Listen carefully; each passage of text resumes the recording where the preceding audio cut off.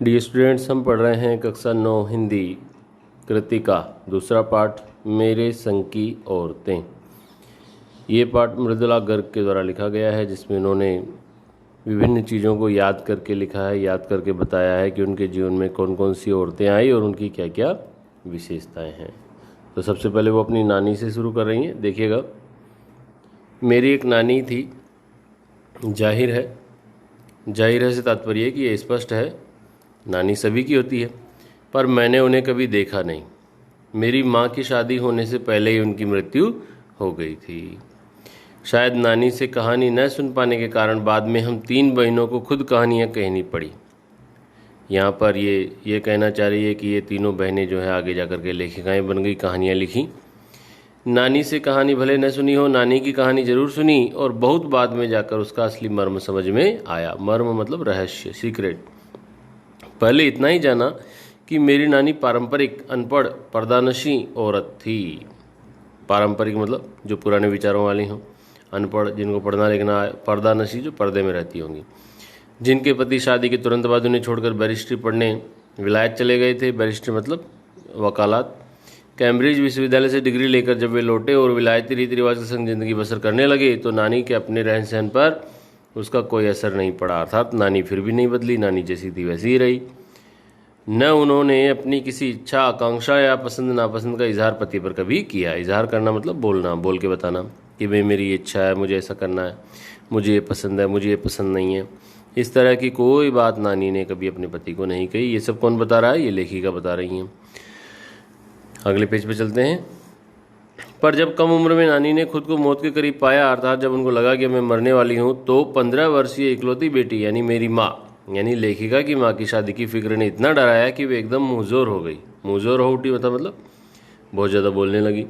नाना से उन्होंने कहा कि वे पर्दे का लिहाज छोड़कर उनके दोस्त स्वतंत्रता सेनानी प्यारेलाल शर्मा से मिलना चाहती है। आमतौर पर तो पर्दे में रहती थी, लेकिन जब बेटी की शादी की फिक्र हुई तो नाना से ऐसे बोली कि मुझे स्वतंत्रता सेनानी प्यारेलाल शर्मा से मिलना है, जो आपके दोस्त हैं। सब दंग और हैरान रह गए कि जिस पर्दानसी औरत ने पराये मर्द से क्या, खुद अपने मर्द से मुंह खोलकर बात नहीं की थी, आखिर वक्त में अजनबी से क्या वह कहना चाहती है। पर नाना ने वक्त की कमी और मौके की नज़ाकत की लाज रखी और सवाल जवाब में वक्त बर्बाद करने के बजाय फ़ौरन जाकर दोस्त को लिवा लाए और बीवी के हुजूर में पेश कर दिया। अब जो नानी ने कहा वह और भी हैरत अंगेज था, मतलब आश्चर्य में डालने वाला था। उन्होंने कहा, वचन दीजिए कि मेरी लड़की के लिए वर आप तय करेंगे। मेरे पति तो साहब हैं और मैं नहीं चाहती मेरी बेटी की शादी साहबों के फरमारदार यानी हुक्म की गुलामी करने वाले से हो जाए। आप अपनी तरह आज़ादी का सिपाही ढूंढकर उसकी शादी करवा दीजिए, अर्थात ऐसा कोई व्यक्ति ढूंढिए जो देश की आज़ादी के लिए लड़ाई लड़ रहा हो और उससे मेरी बेटी की शादी करवाइए। कौन कह सकता था कि अपनी आज़ादी से पूरी तरह बेखबर उस औरत के मन में देश की आज़ादी के लिए ऐसा जुनून होगा। ये सब बातें लेखिका अपनी नानी के लिए कह रही है कि वो स्वयं सदैव घर के अंदर पर्दे में बंद रहती थी और अपनी बेटी के लिए वो आज़ादी की बातें करती है। बाद में मेरी समझ में आया कि दरअसल वे निजी जीवन में काफ़ी आज़ाद ख्याल की रही होंगी। ठीक है, उन्होंने नाना की ज़िंदगी में कोई दखल नहीं दिया, न उसमें साझेदारी की, पर अपनी ज़िंदगी को अपने ढंग से जीती जरूर रहीं। पारंपरिक, घरेलू, उबाऊ और खामोश ज़िंदगी जीने में आज के हिसाब से क्रांतिकारी चाहे कुछ न रहा हो, दूसरे की तरह जीने के लिए मजबूर न होने में असली आज़ादी कुछ ज़्यादा ही थी। अर्थात नानी ऐसी थी जो स्वयं जैसा चाहे वैसा जीती थी। वो कभी भी दूसरों के अनुसार जीवन नहीं जीना चाहती थी। उन्हें पसंद था कि वो घर के अंदर रहें, पर्दे में रहें, तो वो पर्दे में रहती थी। इस प्रकार से लेखिका नानी के बारे में बता रही हैं। आगे देखते हैं। खैर, इस तरह मेरी माँ की शादी ऐसे पढ़े लिखे होनहार लड़के से हुई जिसे आज़ादी के आंदोलन में हिस्सा लेने के अपराध में ICS के इम्तिहान में बैठने से रोक दिया गया था और उसकी जेब में पुश्तैनी पैसा धैला एक भी नहीं था। तो आखिरकार जो है लेखिका की माँ की शादी एक ऐसे लड़के से हुई जो पढ़ा लिखा है, होनहार है, होशियार है और ICS की परीक्षा देना चाहता है। भाई ICS की परीक्षा उस समय के दौरान भारत में लगने वाली सबसे बड़ी परीक्षा होती थी, जिसको हम लोग वर्तमान में IAS बोलते हैं। तो उसको वो एग्ज़ाम नहीं देने दिया गया क्योंकि उसने आज़ादी के आंदोलन में हिस्सा लिया था और उसके पास में पुश्तैनी पैसा कुछ नहीं था। पुश्तैनी मतलब उनके पुरखों से, उनके बाप दादाओं से मिला हुआ पैसा। माँ बेचारी अपनी माँ और गांधी जी के सिद्धांत के चक्कर में सादा जीवन जीने और ऊंचे ख्याल रखने पर मजबूर हो गई। हाल उनका यह था कि खादी की साड़ी उन्हें इतनी भारी लगती थी कि कमर चनका खा जाए, अर्थात कमर में बल आ जाए। रात रात भर जागकर वे उसे पहनने का अभ्यास करती हैं, जिससे दिन में शर्मिंदगी न उठानी पड़े।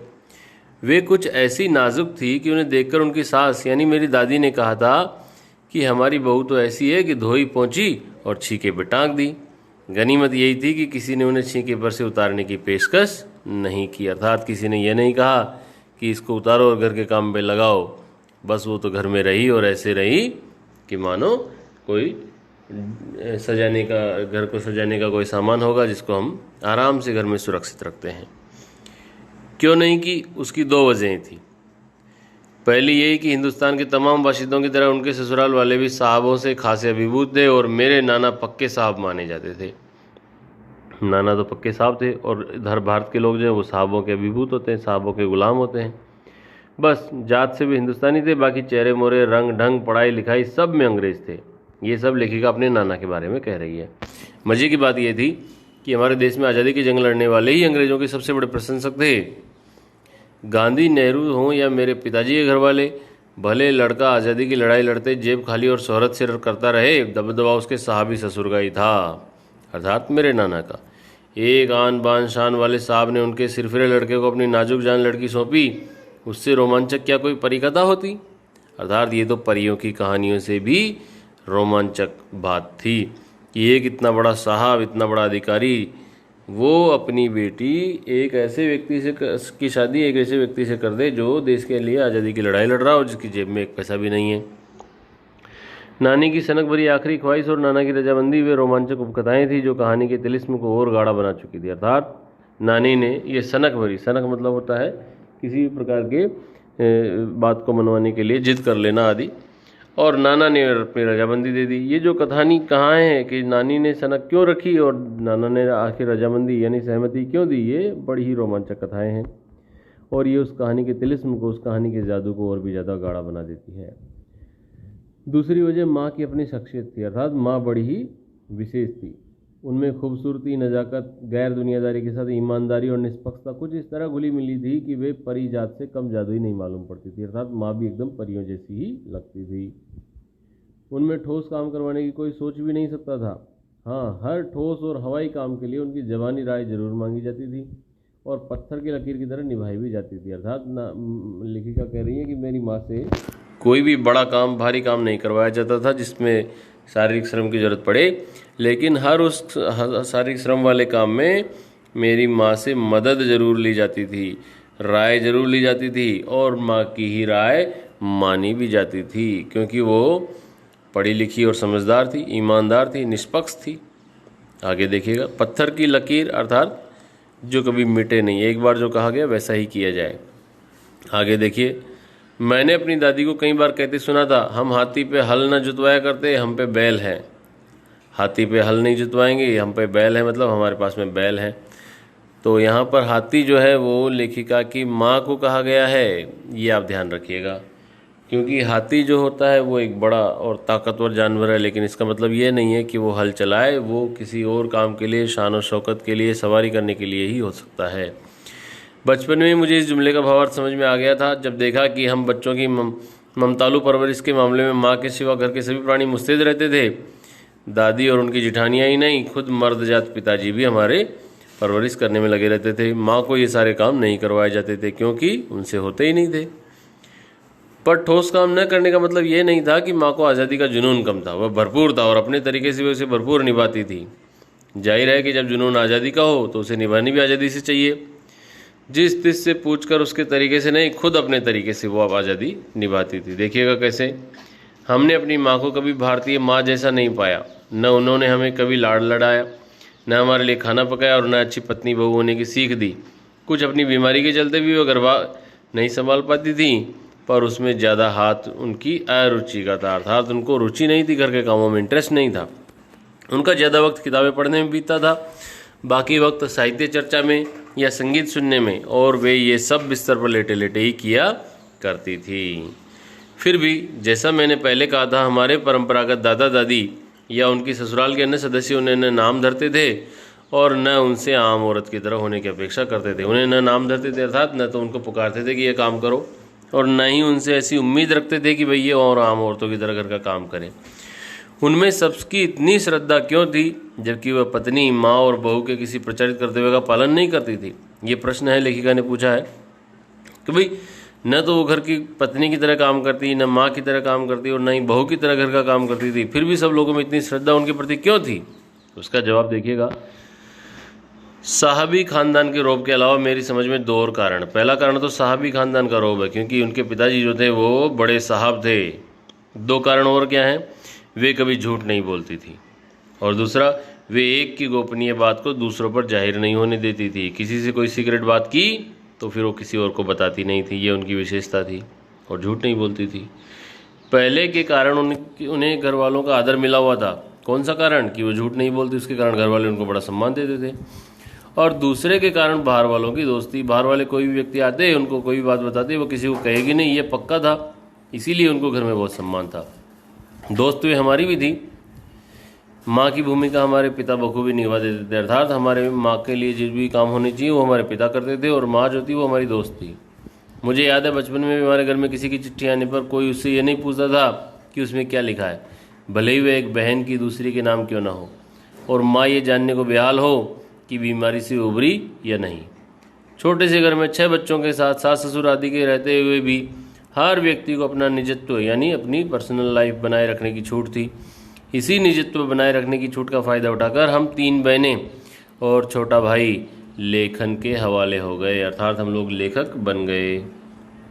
लीक से खिसके अपने पूर्वजों में माँ और नानी ही रही होती तो गनीमत रहती, पर अपनी एक परदादी भी थी जिन्हें कतार से बाहर चलने का शौक था, अर्थात जो सब लोग कर रहे हैं वो काम नहीं करना। लीक से खिसकना है मतलब रास्ते से हटना है, जो सब लोग कर रहे हैं वो नहीं करना है, कुछ और ही करना है। उन्होंने व्रत ले रखा था कि अगर खुदा के फजल से उनके पास कभी 2 से ज़्यादा धोतियाँ हो जाएंगी तो वो तीसरी दान कर देंगी। खुदा के फजल से अर्थात ईश्वर की कृपा से यदि उनके पास में कभी 2 से ज़्यादा धोतियाँ हुई तो वो एक को दान कर देंगी, 2 से ज़्यादा नहीं रखेंगी। जैन समाज में अपरिग्रह की सनक बिरादरी बाहर हरकत नहीं मानी जाती। अपरिग्रह मतलब इकट्ठा नहीं करना, इसलिए वहाँ तक तो ठीक था। पर उनका असली जलवा तब देखने को मिला जब मेरी माँ पहली बार गर्भवती हुई। मेरी परदादी ने मंदिर में जाकर मन्नत मांगी कि उनकी पतोहू का पहला बच्चा लड़की होना चाहिए, और यह गैर रवायती मन्नत मांग कर उन्हें चैन नहीं पड़ा। देखो, गैर रवायती मतलब बिना रिवाज वाली, अर्थात जो परंपरा में नहीं है। आमतौर पर लोग मांगते हैं कि मेरे बहू के लड़का हो, मेरी बहू के लड़का हो। उन्होंने मंदिर में जाके क्या मन्नत मांगी कि लड़की होनी चाहिए। तो ये मन्नत मांगी, इतना ही नहीं, उन्होंने इसके आगे भी क्या किया वो देखिएगा। ये गैर रवायती मन्नत मांगकर ही उन्हें चैन नहीं पड़ा, उसे भगवान और अपने बीच पोशीदा रखने के बजाय, यानी छुपाया हुआ रखने के बजाय, सिगरेट रखने के बजाय सरेआम उसका ऐलान कर दिया, सबके सामने बोल दिया। लोगों के मुंह खुले के खुले रह गए, अर्थात सब लोग आश्चर्य में पड़ गए। हैं उनके फितूर की कोई वाजिब वजह ढूंढे न मिली। उनका ये जो फितूर था, उन्होंने जो अजीब ढंग की कार्य किया था, इसकी कोई वजह किसी को मिली नहीं। ये भी नहीं कह सकते थे कि खानदान में पुस्तों से कन्या पैदा नहीं हुई, इसलिए माँ जी बेचारी कन्यादान के पुण्य के अभाव को पूरा करने में चक्कर में लगी, अर्थात पहले से कन्याएं भी थी, क्योंकि पिताजी की ही नहीं दादाजी की भी बहनें मौजूद थी। हाँ, पहला बच्चा हर बहू का बेटा होता रहा था। खैर, माँ जी ने अपनी तरफ से कोई सफाई नहीं दी, बल्कि बदस्तूर अर्थात नियम से मंदिर जाकर मन्नत मांगती रही, दोहराती रही, रिपीट करती रही भगवान से कि भगवान मेरी बहू के लड़का हो। पूरा नकुड़ गांव जानता था कि माँ जी का भगवान के साथ सीधा सीधा तार जुड़ा हुआ है, बेतार का तार। इधर वह तार खींच दी, उधर टन से तथास्तु बच जाता। अर्थात लोग ऐसा कहते थे कि ये जो दादी है इनका भगवान से सीधा कनेक्शन है, ये भगवान से जो भी मांगती है इनको मिल जाता है, और आज इन्होंने मांगा है कि मेरी बहू की बेटी हो तो जरूरी मिल जाएगी। मेरी दादी तो पहली मर्तबा में ही तैयार हो गई थी, गोद में खेलेगी तो पोती, पर माँ जी की आरजू किस कदर रंग लाएगी उसका उन्हें भी गुमान न रहा होगा। और क्या हुआ भाई, लड़की की गैर वाजिब जुस्तजू सुन भगवान कुछ ऐसी अफरा तफरी में आ गए कि 1 न 2 पूरी 5 कन्याएं एक के बाद एक धरती पर उतार दी। अर्थात लेखिका कह रही है कि मेरी दादी ने मांगा था भगवान से कि मेरी बहू की बेटी हो, तो भगवान ने ऐसा किया कि एक के बाद एक पूरी 5 बेटियां हो गई। भगवान को क्या कहें, माँ जी के सामने तो नामी चोर भी अफरा तफरी में आ जाते थे। माँ जी और नामी चोर का किस्सा होश संभालने के बाद मैंने कई बार सुना था। चोर के दीदार की खुशनसीबी भी हाथ आई थी। तो चोर और दादी का क्या किस्सा है, इसके बारे में हम लोग अगली कक्षा में पढ़ेंगे। आज के लिए इतना ही है। Thank you.